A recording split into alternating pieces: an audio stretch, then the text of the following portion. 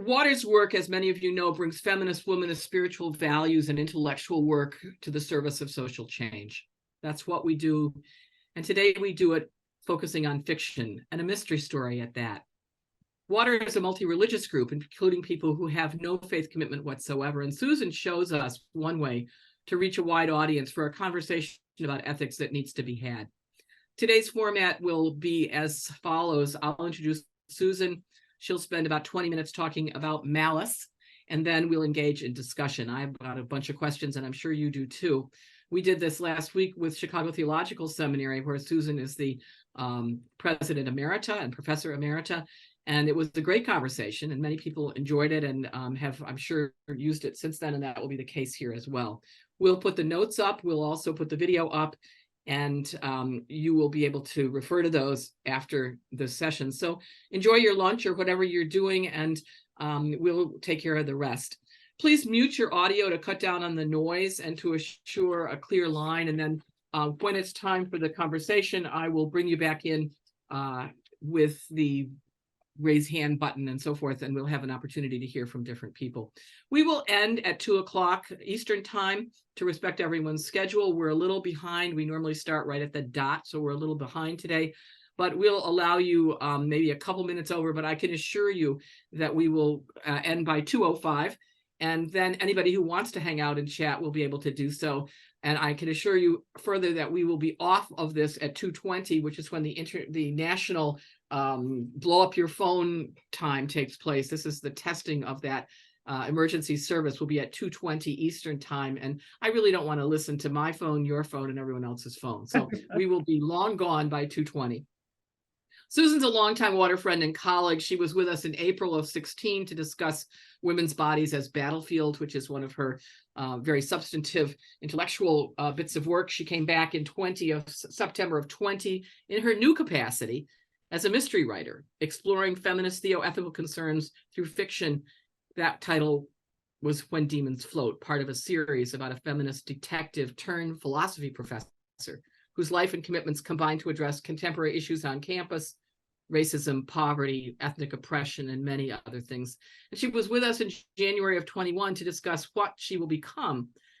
And that's the second set of books, the first of the second set of books. The detective books are on one line in my mind, and these historical mysteries are on another. And yet I think they overlap. I'm going to ask Susan about that later. But the characters who appear in Malice, the book we're talking about today, also appear in what she will become. So we begin to see a development of characters. And for those of us who are hardcore fans now of Susan's on these books, I will speak for myself and say I just love to see the characters as they develop. Susan is professor emerita, as I say, and president emerita of Chicago Theological Seminary. She taught there for more than 20 years. She graduated from Smith herself and from Duke. She's ordained in the UCC, and she is one of those people who has written not only 16 academic books, but now in retirement is producing these almost one a year, Susan. Yeah, they're magnificent, I think. And she's an editor and contributing author of the popular resource Interfaith Just Peacemaking. She's been involved in a variety of ways of doing ecumenical and interreligious peace work. She published a book called Occupy the Bible, What Jesus Really Said and Did About Money and Power, which I think is probably one of the most important analyses that has come out on that question. And she's a founder and former trustee of Faith in Public Life, and she's been on the advisory committee of the American Academy of Religion for Religion and Politics. And she's had a very, a very storied and thorough career in all of these things. But mostly I want to say this about Susan. She's been working as a white woman on anti-racism and against white supremacy before many of us even knew what she was talking about. She's explored violence against women from every one of its ghastly angles. And she's taught theology and ethics with a deep commitment to remaking the world through the environment, through social relations, the relationship between religion and politics. And she continues that work through these books. This book today is about the failed Bay of Pigs invasion and the successful freedom rides, all set in the 60s. And here's what I said about it when I wrote a little blurb for the back of the book. Abraham Lincoln might as well have said, with malice toward many, with charity for few, as the Cuban Missile debacle and the bloody freedom rides played out. Protagonists Alex and Gwen, in their respective efforts to effect change, learn chillingly familiar lessons. Their actions remind readers that structural change and real justice remain elusive, while solidarity and advocacy remain our best hope. And a day like today, a day after the House of Representatives blew up yesterday, a day after the first president of the US was put under a gag order, we need this more than ever, Susan. So thank you, and it's all yours. Thank you, Mary. And welcome to those who navigated the system. We got here. Right, we got it. So when I retired I went back to teaching after 10 years as president. I got a full pardon. And I went back to teaching and I retired from that. And I always wanted to write fiction. And so I thought, well, now's the time. And so I wrote about half of a novel, and it was just ghastly. I mean, it was so bad. Everyone was me, and they were lecturing each other and so on. So I took myself over to Iowa, to the Iowa Writers Workshop, which I highly recommend, and spent a lot of time with them learning to write fiction. And one thing that they impressed on me was you have to show, not tell. That readers, when they have to interpret what's being shown in a book, internalize it far more than if they are told something. So I'll give you an example. In the first novel, my contemporary detective is very brave, but she's also reckless. And so if I said she's brave but reckless, fine, you know. But I created a scene where she and the guy she's with hear a thud in a construction site, and they run over and they see a woman has been, as it turned out, thrown into an elevator shaft that's under construction, and they're still setting concrete in the bottom, and she's sinking. So my brave but reckless character takes a rope, ties it around her waist. The guy says, no, let me do that. And she says, have you ever rappelled? And he says, well, no, I haven't. So she rappels down the side of the elevator shaft, grabs the arm of the woman, pulls her out of the concrete. So this method is so deeply feminist and womanist. And I'm like, holy mackerel. Because what do? We indwell, we embody the theology and ethics that we're talking about. And I gradually have grown into this more and more. And I'm taking on harder and harder subjects. And I, now that, you know, teaching the truth about American history is banned virtually everywhere, it occurred to me a while ago that, and I had started this mystery series that begins in 1960, just after, or just before and just after JFK is elected president. And in that first book, J. Edgar Hoover comes out, really go after J. Edgar Hoover. But in the second book, I'm reading, you know, in history, thinking what would be an interesting setting. And in the same 2 months, in 1961, the historic freedom rides happened. That is, the people who rode the segregated buses through the South, and despite tremendous and often very violent pushback, succeeded eventually in getting interstate travel desegregated. And it's the crack in segregation that happens in the early 1960s, which through the civil rights movement and so forth, ends segregation. And so that's one thing that happens. But the other thing that happens is the Bay of Pigs, which is one of the stupidest moments in American history you will ever find.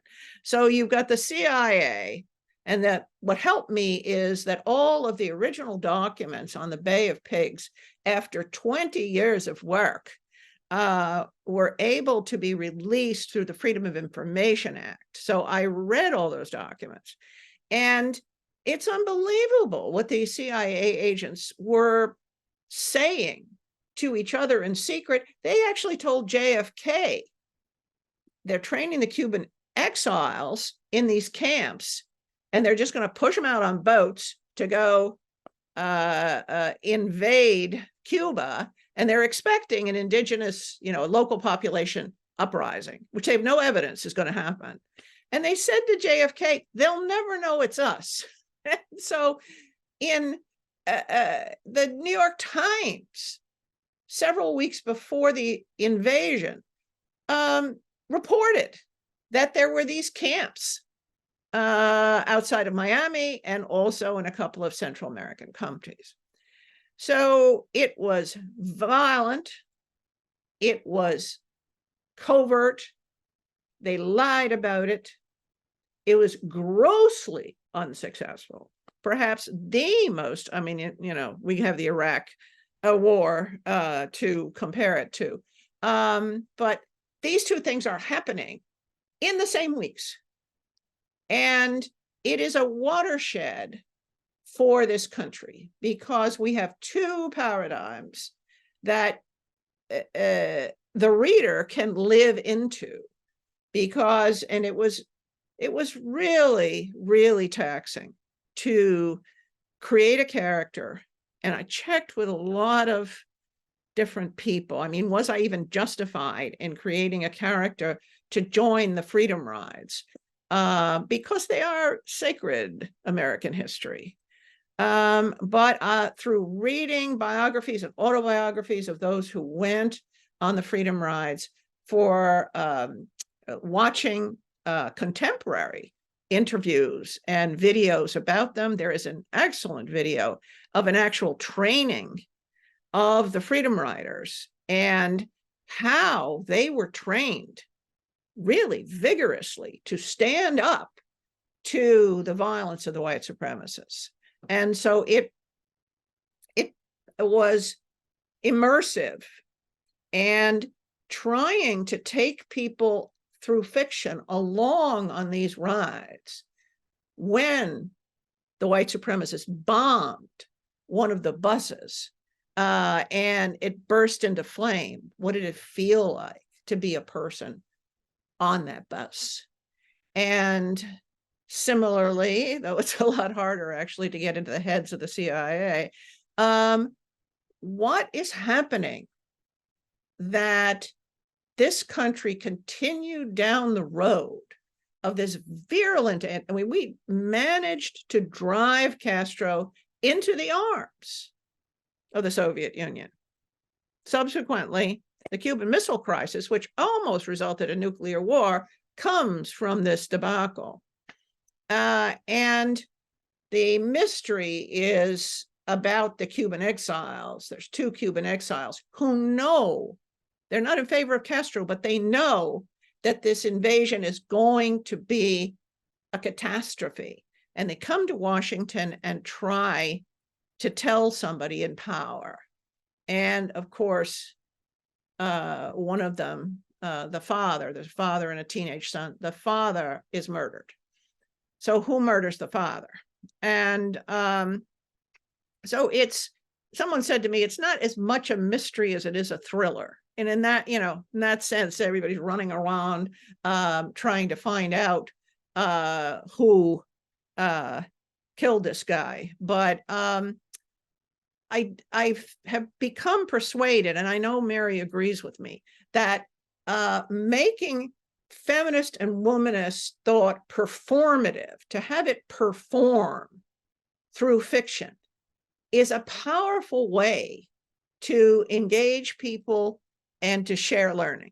And of course, these books all have discussion questions at the end and a big reading list. So I haven't exactly stopped being a professor, but I have felt in doing it that so much of what is framing, I mean, this is an incredible day in which to be discussing the polarization of American politics. But it strikes me that some of the real paradigms for how this country deals, excuse me, let me take a little sip of water, with conflict.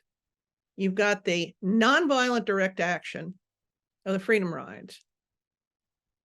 Truthful, open, they invited reporters to go along, told everybody what they were doing, told the Kennedy administration what they were doing, trained for it, acted nonviolently, were successful. The CIA lied like rugs, violent, ill-prepared, catastrophe, serious foreign policy screw-ups come from it. So which of these two paradigms did the United States choose for dealing with conflict? The stupid lying screw-up.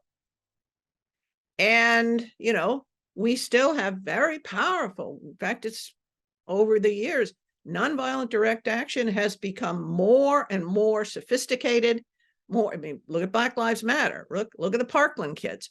It makes a difference how you do social change, because you can change something, and if you use the violent paradigm, you set off a ripple effect of violence that will only grow exponentially. So, and it's, you know, I have a little fun with this. I created a dog, and you hear the thoughts of the dog, and the dog is very sarcastic about politics in Washington. So, and it's, I love dogs, and there's dogs in all of my novels, for those of you who love dogs.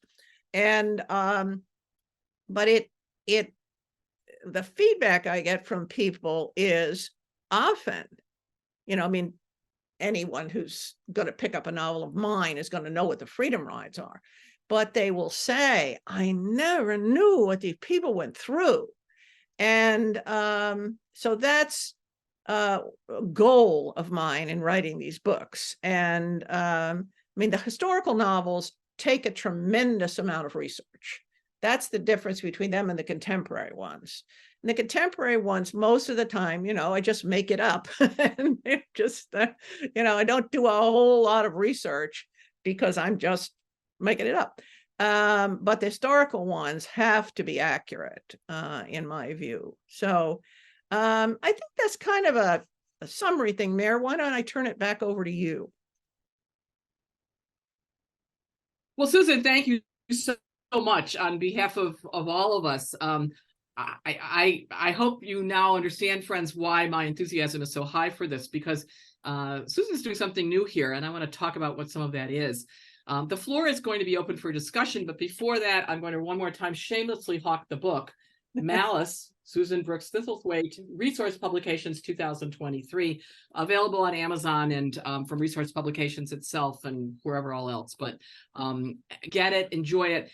I want to just raise two things, Susan, and I mean, there's so many things to raise here, and I do love Miss Bede. She's the dog. She's a very adorable and savvy dog.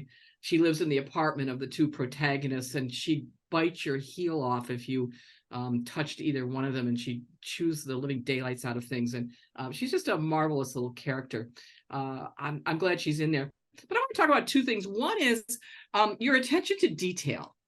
And I love this. I confess there, when I said this earlier in Chicago, that I could not read one of the sections of this book where the one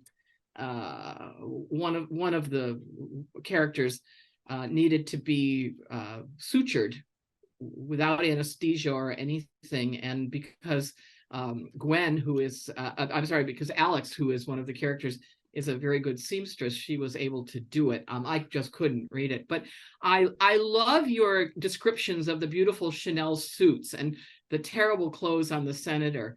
and bespoke items of clothing as described. And I love those descriptions, and I wish you'd say something about the importance of those. And the other thing I love is your descriptions of food, because I think in each of your novels, I find that the food lures me in. I can smell now the goulash. There's two kinds, with and without paprika. Her roommate doesn't like Alex's family recipe for goulash with paprika, so they make hers without. And I don't really drink coffee much, but I have had more in my imagination reading these books. Some of it what Latin Americans called agua de paraguas, which is the water off an umbrella, which is American coffee, or lukewarm sometimes because the waitress forgets to bring it in, or some delicious things. But tell us about detail. Why does detail make such a difference? Well, it's part and parcel of this. What I'm talking about is the embodiment. All right. You have to feel. I mean, I compare it to like you pick up one of these novels like Patriot Games, right? Do you get to feel the rough fabric that the soldier has against his skin? And of course you don't. The author does not want you to feel him as a person. All the description is for the lovely gun, that's over here that he's going to shoot with. And how you dress people, Alex is like I am, a descendant. She's a Hungarian immigrant, her family, Hungarian immigrant. And so they were, truthfully, my immigrant ancestors lived in the garment district. They were socialists. They were labor organizers. I put all that into Alex's background.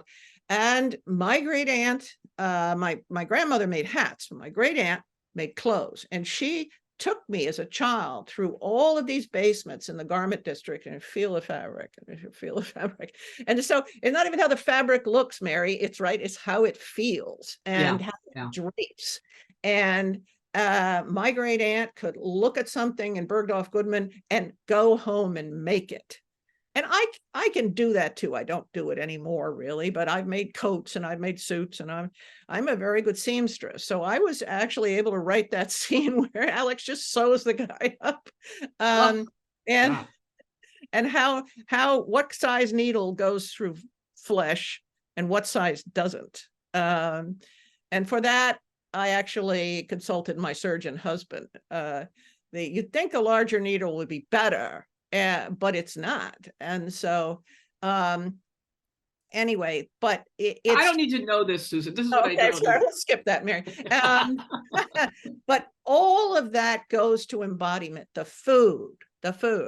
If you have Hungarian coffee, which is called black soup, you'll be up for 3 days. So it's in an earlier novel, I have a woman who's from Mexico, and she makes the coffee of Oaxaca, and it's a whole ritual thing. And so what people put in their bodies, what they put on their bodies, it shapes the character. And the senator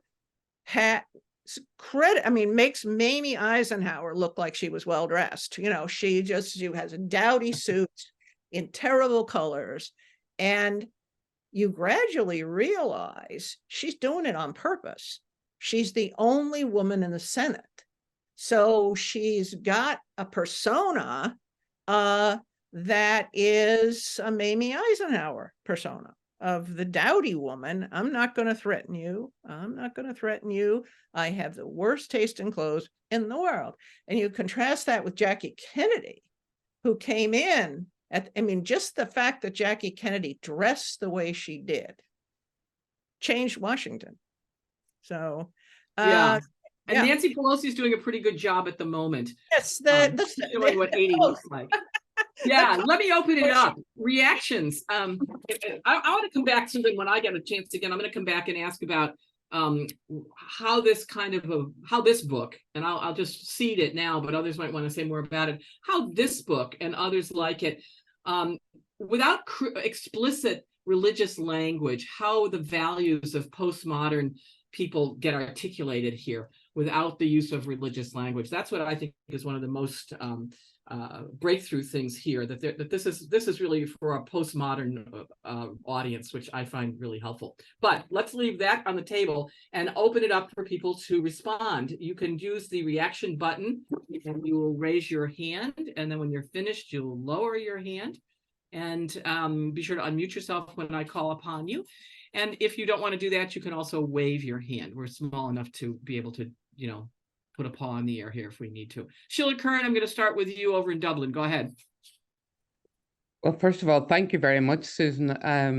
I have the book on its way. I haven't read it, but one of the questions I have, or that I'm fascinated by what you just said, generally speaking about a historical book, is the role of truth-telling and how truth-telling can be done in that kind of a way, because I know quite a bit about the Cuban stuff and its relationship more to Latin America and what it did, as well as to Cuba itself. But, what you try to do in the novel is bring out some of the truths that are not prevalent in the telling of that story. When I lived in Chicago and studied, there was a lot of different Cubans around.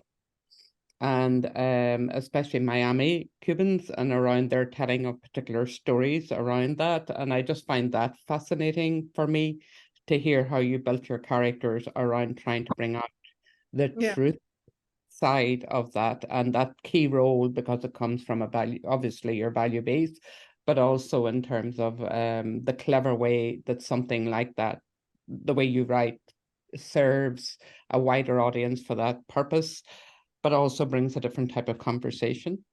So I'd just like to... Yeah, absolutely. What all you're saying is such the case. Again, going back to the theme of embodiment, this is performed truth. This is truth performed. And I'm trying to get at people who wouldn't normally pick up a feminist, womanist theology and ethics book, or an expose of the amount of covert violence in American foreign policy. So that's absolutely spot on. And it has seemed to me, as I've gotten reactions from people, that that works. I mean, people see this stuff in a new lens, and see what happens when you take it out for a test drive. What happens when you adopt this paradigm and or this paradigm, and so performative truth has really come home to me in working on these novels. And I'm halfway through a new novel, because it actually takes you write a book, and I finished this early in the year, and then you have to get to page proofs, and then you correct the page proofs, and get it out. So you've got one book out and the other book is underway, but this one is about trauma as the theme, and dealing with trauma. And gee, I'm telling you, to tell the truth about trauma and violence. I mean, I did that in Women's Bodies as Battlefields descriptively, but I've got chapters where the person is with her therapist and they're doing trauma work. And I dream about it. I do. I dream about it. And to be able to present that truthfully, it's really tough. But on the other hand, it's satisfying work, because I hear from people, I never knew, or I gave this to my daughter-in-law because she thinks that, whatever. And so you can kind of get around people's rational defenses and get to the emotion, and perhaps do some conviction. So you got it. Absolutely. Thank you. Thanks, Sheila. Carrie, go right ahead. Carrie Roach from Florida. Hi, thank you. As a chaplain in 2010, there was an ALF in Miami Gardens in the Black section of Miami. And one of my patients was this very close to dying, within hours dying, very small Jewish man. And all the staff were beside themselves in sorrow. And this is a very strong and very, very powerful Black community that supported each other. Mm. And your book captured that community because this man was a freedom rider. Oh, wow. And they let the chaplains know, why it was so upsetting to them. And we had to, try to help their grief and their bereavement and losing somebody that was so important to them. So I just thank you for capturing that community in such a beautiful way, because I was privileged to be in that. And that was because of Water giving me Victoria Rue's work and said, this is something you can do. Yeah. As a Catholic woman with the ministry not fulfilled. And I thank Water for that way of using my master's degree for very amazing work. And I think of that time that it was like giving birth to one of my children. It was so pivotal in knowing I'm called to ministry. So thank you. This book was, I was also that little girl in 1964 hiding under her desk in Miss Smith's second grade classroom because of the Cuban Missile Crisis, because of the unfolding of that. So that was good too, but I really appreciated that capture that you had for us. Thank you. And the speaking of the truth, that is the truth, that there were Jewish people who did the freedom rides, who gave interviews saying, I'm a refugee from Holland. I saw my mother and father killed in front of me, and the rest of my family taken to concentration camps. And I came here thinking this would be a free country, and I saw segregation, and I have to stand up against it. I mean, that's almost verbatim what one of the freedom riders said in an interview.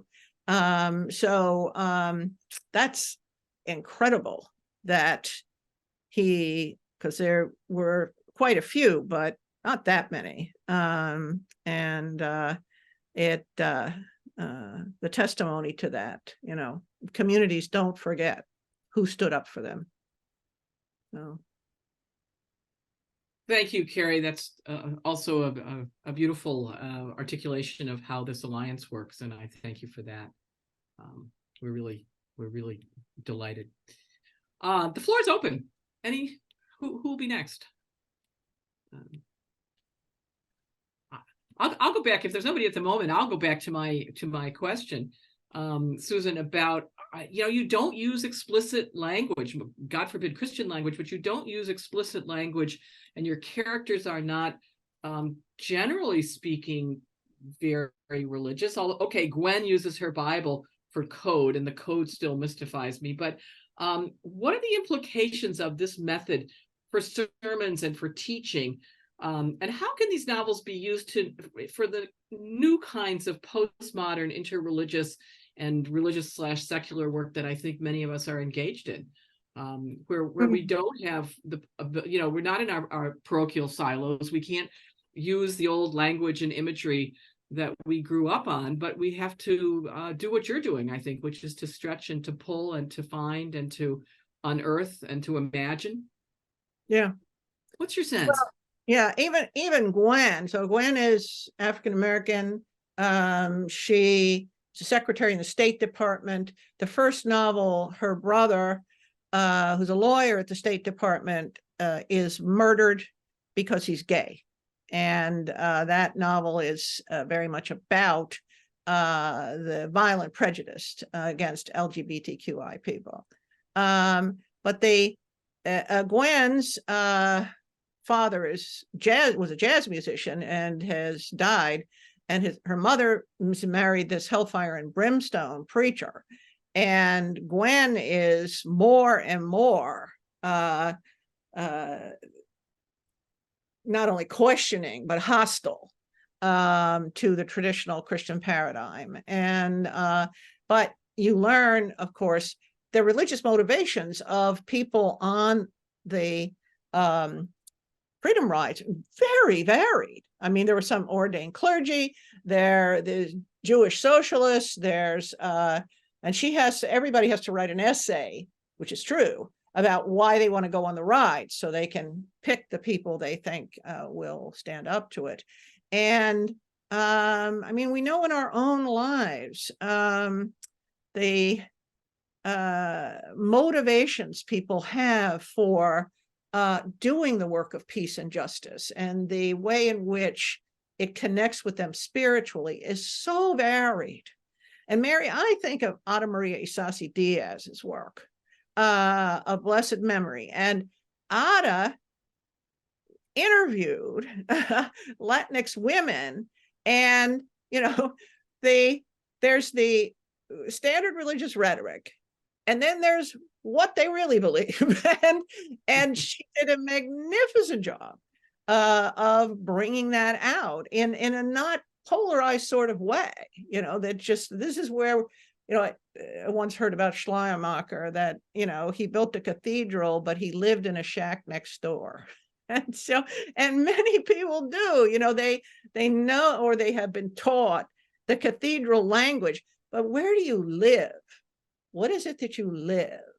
And the decline in American religious attendance is due, I think, well, Pew says it, is due to people saying, you people, or what they say, all hat and no cattle, you don't do what you say. You're hypocrites. You're worse than hypocrites. And you're going to attack the Capitol carrying a cross? Who the heck do you think you are? And so it's had a very negative effect on people. But I think people also long for performative spirituality, spirituality that actually gets up and does something. And I mean, I have often thought that, you look at the Sermon on the Mount, and it's all about doing stuff. And you get to the Council of Nicaea, 400 years later, and it's all about believing stuff and nothing about doing stuff. Yeah. And, you can tell how many years I taught the history of theology, but that's a big loss. Yes, it is. And yet new things are emerging. And one of them is your writing and showing us who are in cognate fields how to do something similar. I mean, I can see people on this call who might imitate your work in terms of how they would bring materials to a sermon, how they would set up a course. I mean, imagine teaching an ethics course and just using your books. not the heavy books that we're used to in the best sense of the word heavy, but imagine using your novels for a course in ethics. Diane New, you're next.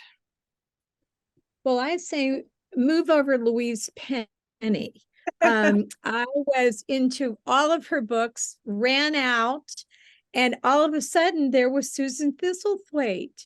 And so I just moved through your books as, the next mystery in a whole new way, because I think this ethics conversation that we're talking about is front and center to what draws people in. And I was thinking all the cross-cultures that happen in your book. I want to start with Miss B, the dog, who's the one who sniffs and finds the murders or the dead people or whatever it is that's the mischief that is going to uncover what needs to be uncovered in the books. That Alex and Gwen, black and white, are best friends. There's a whole cultural piece that comes through that. Of course, the Hungarian culture that we've already talked about with Alex, but I'm fascinated by that every time. What's she going to get into now with her mother and with her aunt when she goes to visit them in New York? And, you know, we've talked about the fine clothes and the foods, but that all makes for the telling of the ethical piece that whatever one of the books is going to do.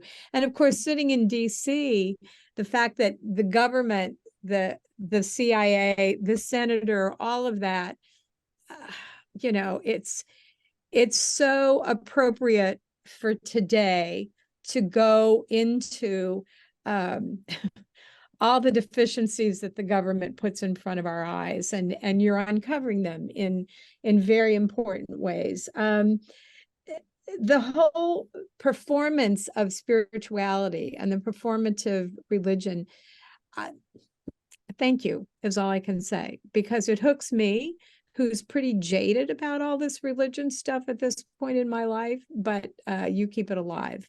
So I can't wait for the next book. And I see Mary reading them ahead of time and I get a little jealous. Yeah, you know, it also takes a village to write a novel. And Mary is one of the people who is generous enough to read chapters in progress, which is very helpful. I want to say, Diane, don't forget Higgy and Brownie. Absolutely. Thank you. Brownie Yes. Are a gay couple, and Higgy identifies as a gay man, and Brownie is a lesbian. She's a journalist, he's a lawyer, and they got married at the end of World War II to protect each other. And the persecution of LGBTQI people in Washington in that period was virulent, and it didn't stop in the 50s, as many people think it did. You know, Gamache in the Louise Penny novels, I mean, that's a brilliant stroke. To have the chief investigator's chief characteristic be kindness, that's remarkable work. And and she tackles some really tough things too. So when are yours going to be on Netflix like hers are? Right? Well, I think the question is, when is Hillary going to team up with you, Susan? And Yeah, there you go. you know, that would be the other way to go. That's I right. can't help but notice at this stage of the game, Dianne Feinstein, now of happy memory, with her charges against the CIA in terms of torture in Guantanamo and elsewhere, and also the far-reaching goals of the Freedom Riders.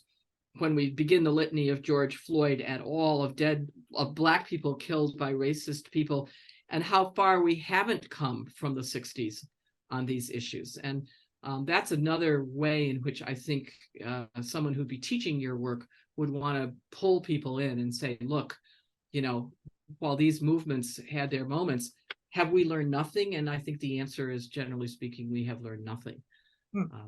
And I, you know, that's another reminder, a sober reminder from your books. Let me ask you, are you going to approach the synod in one of them, in the Catholic Church, all of its downfalls? I mean, can't wait for that one, Susan. Not my No forte, comment. frankly, but you're thinking of the Da Vinci Code. Well, I'm threatening a piece on Barbie Goes to the Synod, so stay tuned. Barbie Goes to the Synod. Barbie Goes to the Synod. It's the Kens all wear the same outfit, but the Barbies have different clothes. So that tells you something about intelligence, creativity, etc. Okay, we're near the end of our time, and I promised. But is there anybody who has a question or comment that they would like to ask before we move into what could be informal discussion, or we may end? Anybody who wants to ask a question right now? Yes, let's go to Mary Lou, and then I'll close it out after that, and we'll stay on for continued conversation. But go ahead, Mary Lou. You'll be. Yeah, Susan, it sounds like a wonderful set of books that you're into. And I just wondered if you could read a short section from Malice, just so we hear your voice. My goodness. All right. What a lovely idea. I have a copy right here. Gee, I just happen to have, yeah. All right. This is Gwen coming out of one of the Freedom Rides, because we've discussed like this. or Page, whatever. the training. I'm on 8. Okay. You. Why are you going on the rides? An older white man in the audience asked of the white male trainee who had been shoved around in the training. This is clearly not your problem. Gwen thought the man asking the question might be a reporter, not a volunteer, but that was only a suspicion. I grew up in Holland under Nazi occupation, the young man said quietly. My family are Jews. I saw my mother beaten by Germans right in front of me. My mother and father were sent to concentration camps where they were killed. As a child, I was in hiding. When I came here to the United States, I thought there was one America, but that's not true. There are 2 Americas, and in the South, the Negro is occupied by many whites, just like the Nazis occupied Holland. The white man who had asked the question sat down abruptly and looked at the floor. The segregationists were Nazis. Gwen knew that. It was very clear why this young white man was going on the rides. But what about the other whites? What about the Negroes? They would get the worst of it.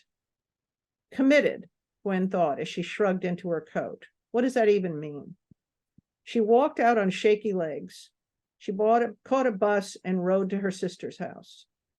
She would call her roommate Alex when she got to her sister's and let her know she wouldn't be home tonight. Gwen wouldn't say a word to her sister about those Freedom Ride trainings the Congress of Racial Equality were having. Her sister didn't hold with all that nonsense, stirring people up, that the work for civil rights represented.